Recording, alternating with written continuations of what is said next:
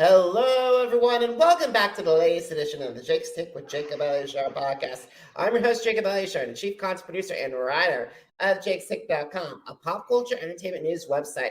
Before we get started, if you're watching this on YouTube, please give us a thumbs up and please subscribe to my channel. Now, if you're listening to this on any of our audio platforms, please leave a 5-star review, a positive comment, and also don't forget to subscribe and download. I'm thrilled to welcome our latest guest here today. He is a junior Olympian that has earned over 5 US National Taekwondo Championship medals.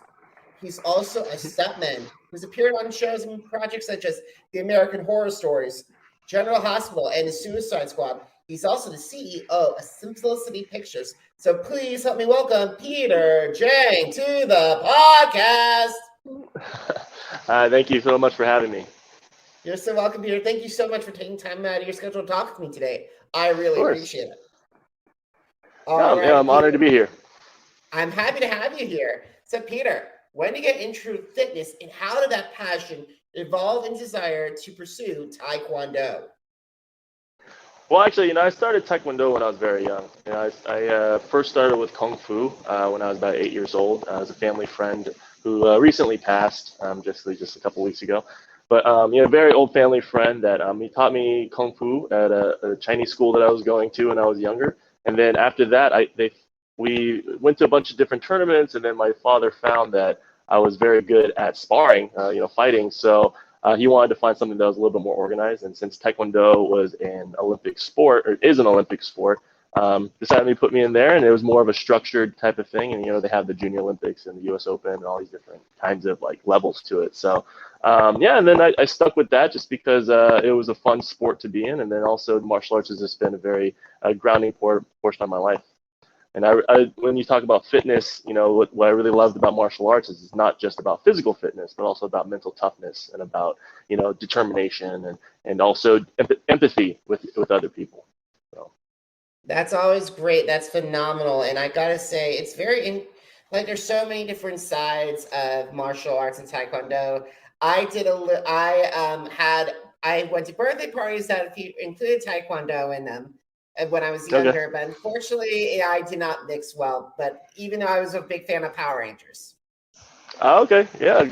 No, I think we all were, right? That was the thing to watch when we were kids. It was a lot of fun. You got everything from explosions to robots, and then martial arts and stuff like that. I mean, you can't go wrong with Power Rangers.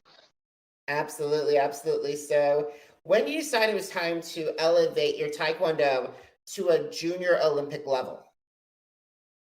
Well, I don't know if it was decided. I was just practicing.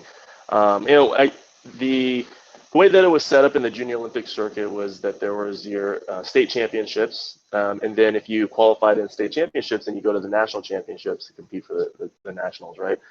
So for me, I went into it just because it was fun. It was something I like to do, and it's a great little chess match that you have with somebody. I would say that a lot of times fighting is actually more mental than it is physical. I mean, obviously you need to have the right training, but you need to have that mental game, right? So and I kept on kind of just going as far as I could. I really wanted to push myself, and the best thing about competing was just being able to test my skills, not just the stuff that I've been practicing, but also in the moment, like what kind of strategy could I enact at the moment when it mattered? Because you can think about and plan all you want, but in those few seconds in every round, you really just have to trust that your training has made it so that you can react the way that you should, but then also that you have the courage to actually take a chance and possibly get injured if something went wrong.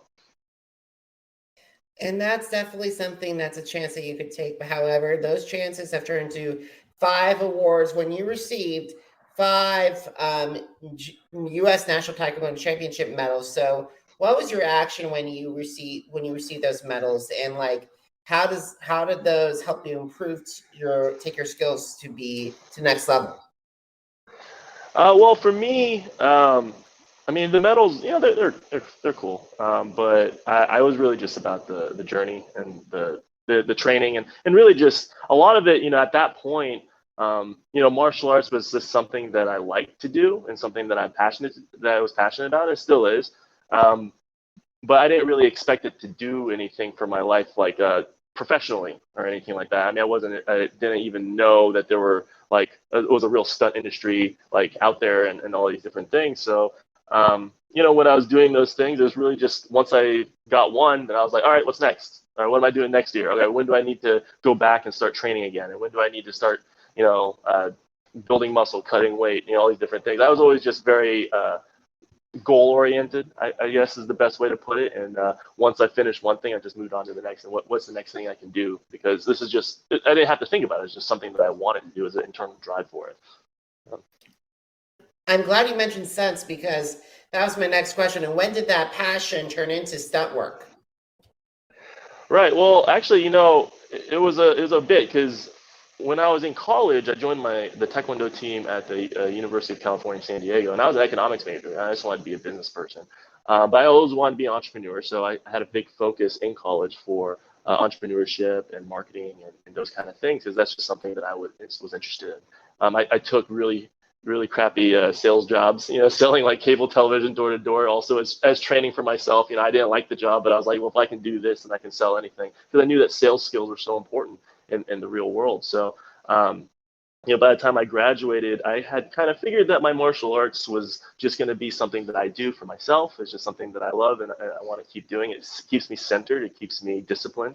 But then when I moved up to Los Angeles, I was working at a market research firm, and I started doing extra work for fun, just like background acting work, just for on TV shows for fun, so I could, make a little bit of money. But it was also just really exciting to be on set and seeing all of it. I didn't coming from Ohio, I didn't even know that it was a real it was a real career. It was like, I thought that you just walk down the street and Spielberg does this to you and goes, all right, here's $1 million, meet me at the studio tomorrow.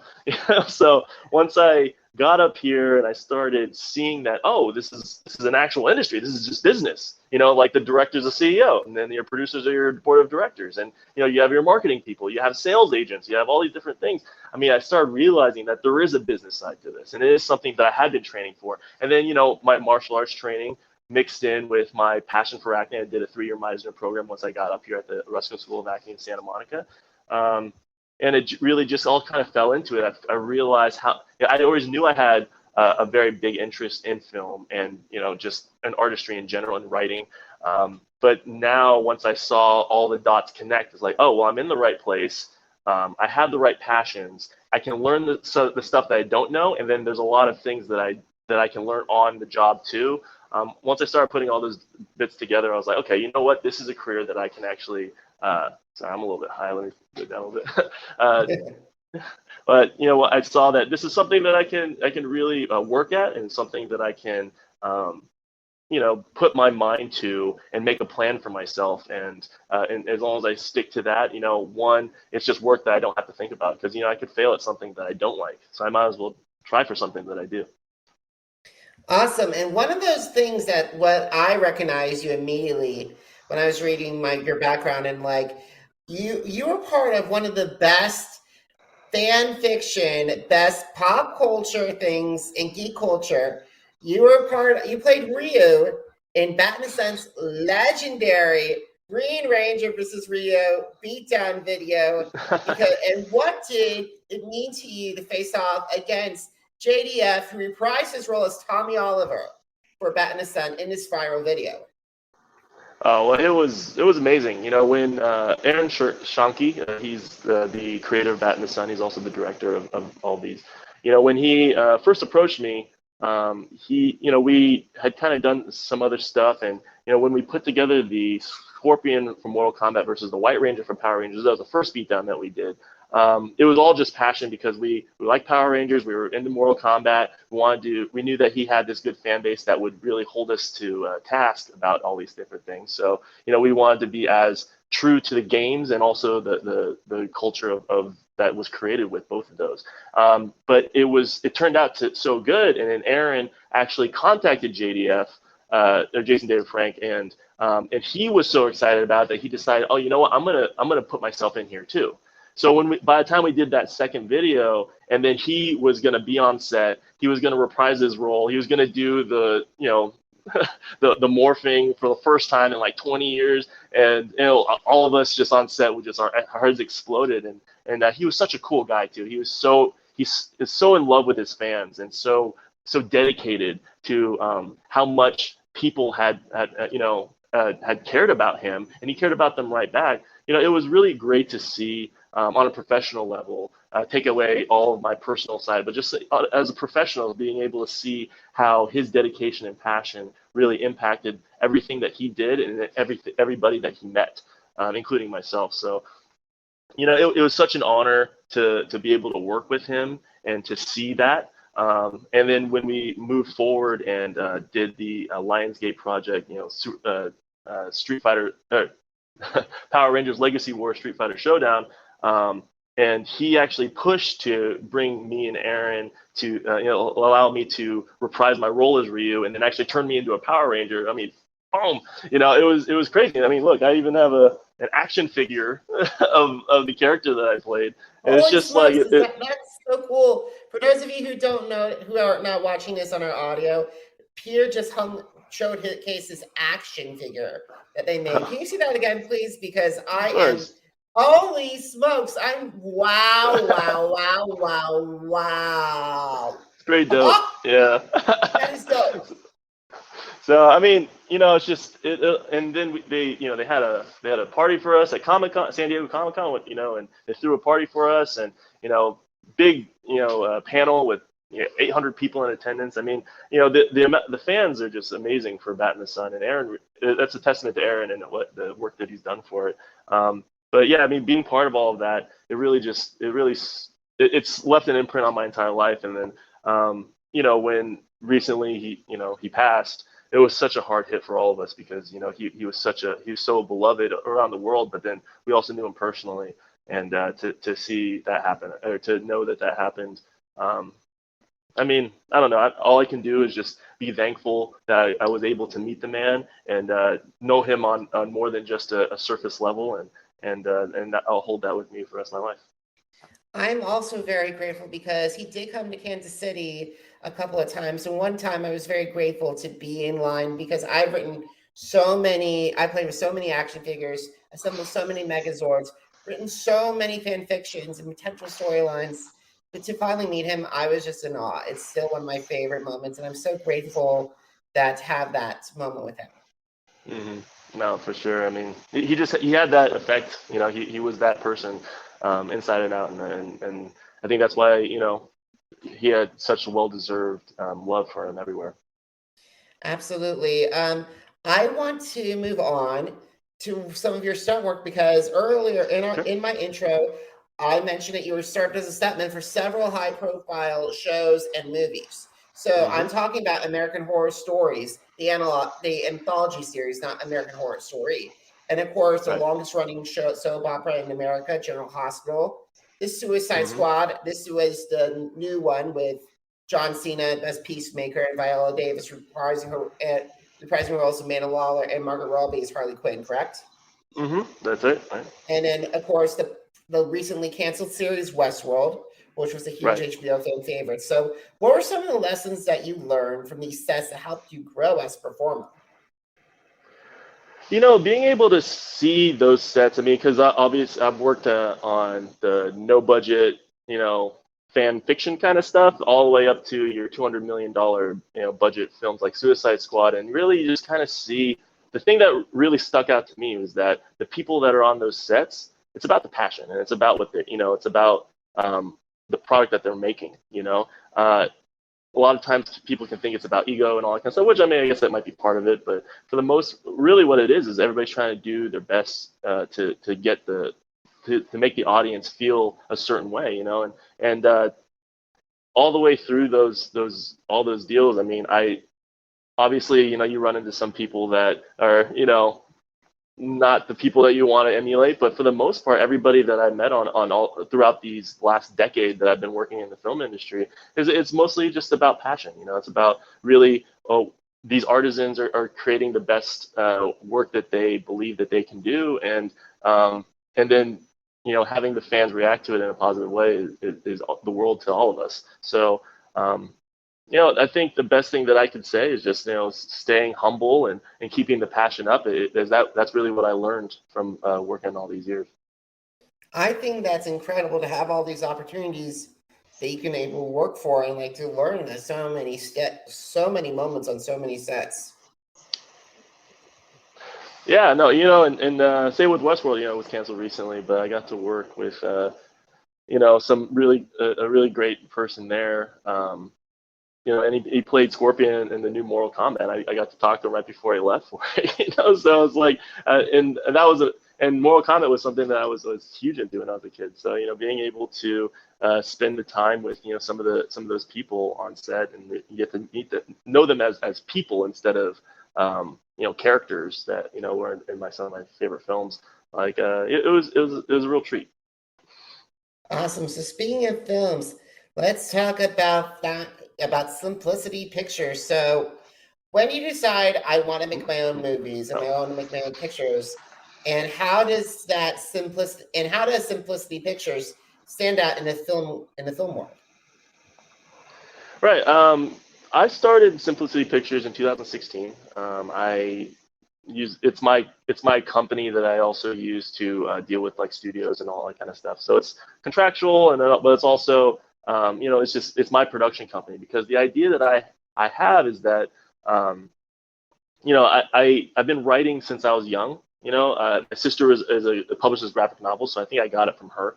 But even in college, before I even thought that the film industry was anything done, I wrote a whole bunch of stories that I'm still planning on turning into films eventually. But I realized once I started getting into the film industry, I was like, oh, this is actually something I've been doing for a long time. It's just I didn't know what to call it. I have all these stories that I wrote, which I didn't know would be for anything other than just for me to read or just friends and family. But then all of a sudden I like, oh, I have a medium where I can create something of my own. I have a lot to say. I'm very much into politics and philosophy and just knowledge in general. So once I've realized that, I'm working in this medium where I can, and I know how to do these things, that I can create my own worlds and make my stories a reality on inside of a frame.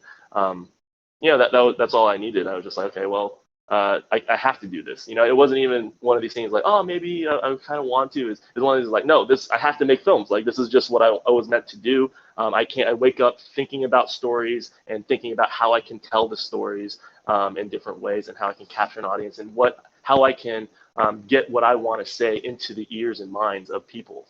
So when it comes to Simplicity Pictures, the reason why I made the name Simplicity Pictures is because I really feel that even though the world is a complicated place, it really is life itself is actually very simple. And actually one of the quotes that I have for my company is that when you're young, you're naive because you think the world is a simple place. And then when you get older, you become mature because you realize the world is a complicated place. But then when you become old, and you become wise because you realize how simple the world really is. Because at the end of the day, what is the world? What is your life? It's all about what you're passionate about. And you might be selling your time for money, like working at a job that you don't care about, maybe. Not everybody, but some people. But at the end of the day, those same people will still go home and they have the passions that they're going at. Whether it's travel, or whether it's their family, or building a family, or getting a house, and home projects, or whatever. That's what we live for. And I really wanted to kind of capture the idea that no matter how complicated things get, it really comes down to these basic themes in our lives of good triumphing over evil, and hard work equals success, and love is one of the main reasons why we live in general. So these kind of themes are important to me, and these are the kind of themes that I really want to use my work to help influence. Even if it only changes the mind of one person, I think it'll be worth it. I love your attitude. I love your attitude, Peter, regarding that. Because the thing is, yes, some people that like myself, we work at a nonprofit helping out the community and helping out others.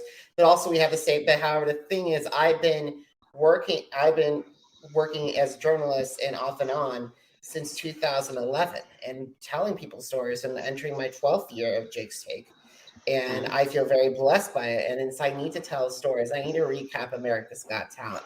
I need to showcase my take on music and what's going on with the Masked Singer. So kudos to you. Oh, well, thank you. Yeah, and congratulations on your show. I mean, I don't know. I think that that's where really people come alive. It's like when they're dealing with their passions, like you are. That's when really people come alive. You can see it in their eyes, you can see it in their voice, you can hear it in their voice, and just see it in their complete demeanor. And I think that is really what makes the world go round. That's awesome. So, one film that you're working on right now is that just one film that you just wrapped up is your award-winning short film Mask. Now, Mask deals with a combat veteran who finds his escape, who has severe PTSD while boxing. And however, in this film, an arrival of a mysterious antagonist elevates that PTSD, post-traumatic stress disorder, to a dangerous level. So why did you decide to make this film? Right. So, PTSD and trauma in general is a major theme in a lot of my writing, because I feel like today, especially after COVID, there's a lot of trauma that everybody in the world dealt with those times. Whether it be from lockdown or just maybe some people lost people or whatever. And I feel like mental health has been very much under served in our history, just because I think most of the time is like people just didn't understand it before. They're just like, well, you have your body, and the mental stuff, that's all fake because it's just thoughts. But your thoughts create how you use your body to interact with the world. And ignoring the mind and only worrying about the body is setting yourself up for failure, because your mind can poison your body, and vice versa. So you need to do both. You need to be balanced. And when it came to that story specifically with Mask, that it's about a veteran with severe PTSD who is trying to cope with his suicidal thoughts and trauma by working out at a boxing gym, which is something that veterans do a lot. They work out really hard, thinking that they can just get rid of the thoughts that way, or take it out on something else. But he can't escape it because he's on hold at the VA, which is notoriously backed up, and then his wife is calling him. And he's too ashamed to talk to her because of how he's feeling. And the reason why I kind of started with that specifically is, my mother was a veteran, and growing up, she did suffer from PTSD. It wasn't from combat, but it was from something that happened in the military. And growing up, I didn't understand it. I didn't understand why she was having such a hard time with a lot of things. But then as I got older, I started realizing that it was a disease and at first at all. And then also working in the stunt industry, I started meeting a lot of veterans, who talked to me about this type of thing, And what's crazy is that people don't know this, but 4 times as many veterans die by suicide than have died in combat historically, which is just staggering. And with this kind of story, I really just felt that I wanted to allow the audience to experience, like, the way that it's shot is I wanted them to have a visceral experience with this person, and so that people can maybe understand it a little better, and also open some people's eyes about the very real problem that we have of not really taking care of our veterans the way that we should, and really just not taking care of mental health the way that we should. And I hope that this, along with my other works, and then also works of a lot of other people, will be able to open up the discussion for mental health, and really just try to help make some positive changes for the world. I really think you're going to do that. And everyone, please know, if you are dealing with any kind of mental health right now, or know of anyone that's dealing with this conversation, please call 988. It's a suicide and crisis lifeline. It is very, very important. Mm-hmm. Yes, well, definitely. Sorry to make it a little serious, but however, let's get back to some good news for you. So Mask has started to pick up some steam and starting to get some nomination and awards. So what does that mean in your opinion, that you received this good strong feedback? Well, I mean, right now, I haven't released it publicly online or anything yet. It's still kind of doing the festival circuits, but getting that kind of validation was very, very nice to get. Just especially because since I did star in the film and I really put some raw emotion into the film, it's always a little bit there's a little bit of tension whenever I show somebody new, because really I'm opening up a wound and like letting them see my heart, So getting that validation would really helped. I won Best Actor in the Red Film Festival. I think there's a thing up there. And best narrative short at the Marina Del Rey Film Festival, and things like that. It just really made me realize that there is an appetite for this kind of stuff, even though it's a very difficult topic to deal with. And it really kind of helped bolster with me that I am able to tell these stories, and I'm able to have an impact on the audience, and that it gives me confidence to really push it out there so that more and more people can see it, because I do believe that it can help people. There's always a chance, when you first make a film or any kind of piece of art, that you're worried that it won't have the impact that you had. And luckily, this film has had the impact that I wanted on the audiences that I've been able to show so far. So it definitely gives me a little bit more confidence to show more people, but then also just be, in a way, just proud of myself that I'm able to have this kind of good effect on people, because that's really what I believe true success in the world is being able to impact others in a positive way. And I think you're on the right path, Peter. You are on the right path. Thank you. I appreciate that. All right, we got to start winding down our conversation. So let's talk about social media. What are some of the social media apps that you prefer connecting with fans and also getting your connection basically connection? Sure. Yeah, I mean, I'm on Instagram. It's Peter Jang Official. It's very easy. That's my handle. I do most of my social media on there. It's kind of, social media is like a weird thing for me, just because like I like doing it, but I also don't like doing it. I think everybody shares that a little bit. But Instagram, I'm the most active on that, and then also Facebook, I'm active on there as well. You can find just looking up my name on Facebook, and then Peter Jang Official on Instagram. I also have my website, which is www.simplicity.pictures. There's no .com at the end; it's just simplicity.pictures. That people can find information about my company, about my films, and about me. Awesome. So one final question is, if they want to see what the trailer for Mask, if they want to see any of your work, where can they find it? Well, I have a YouTube channel, Simplicity Pictures. If you look up Simplicity Pictures and maybe even Peter Jang with it, just to make sure. I don't know I haven't worked with YouTube algorithm all that much. You can find my work on there that has the trailers and whatnot. I will be releasing Mask pretty soon, within the next couple of months. I haven't put out a release date, but you can watch out for me on Instagram, and I should be announcing it there when I am going to release it. Awesome, Peter. I'm looking forward to seeing Mask. So, guys, I'll send you a link. Perfect. Wonderful. So, guys, if you miss an episode of the Jake's Take with Jacob Elyachar podcast, visit our channels on Apple Podcasts, Deezer, Google Podcasts, iHeartRadio, Podcast Addict, Spotify, and Spreaker. It's just Jake's Take with Jacob Elyachar, JACOBELYACHAR. Now, are you on social media? Because I'm on social media too. Facebook, Instagram, Twitter, and YouTube are my 4 ways you can find me at. It's just Jacob Elyachar, JACOBELYACHAR. And just as I told you, Peter, Jake's Take is entering year 12 in August, so jakes-take.com. You can find more articles, interviews, and reviews. And also, one final time, everyone, if you need help, immediate help of a suicide or mental health, 988 is the suicide and crisis hotline. Don't forget, 988 is the suicide and mental health crisis helpline. Peter, thank you so much for taking time out of your schedule today and talking to me today. I really appreciate it. Thank you, Jake. It's been an honor, and I hope to talk to you soon. Awesome. So, guys, thank you so much for watching. Thank you so much for listening. Until next time, have a great one, everybody. Goodbye. Bye, buddy.